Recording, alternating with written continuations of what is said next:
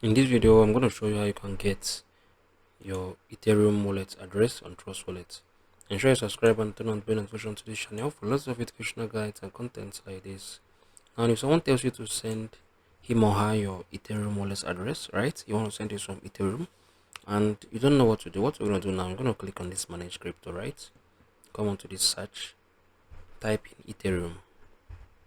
The Ethereum should be on Ethereum, right? The Ethereum should be on Ethereum. So this is it.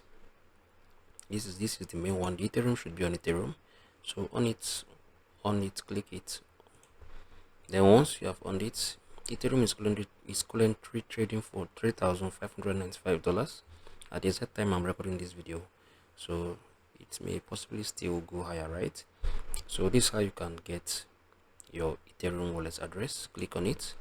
Click on this receive. Once I've clicked on this receive, you're going to be displayed with a wallet address that is copyable, right?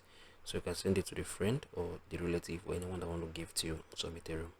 If you find this video helpful, share your thoughts below in the comment section. I'll see you guys in the very next one.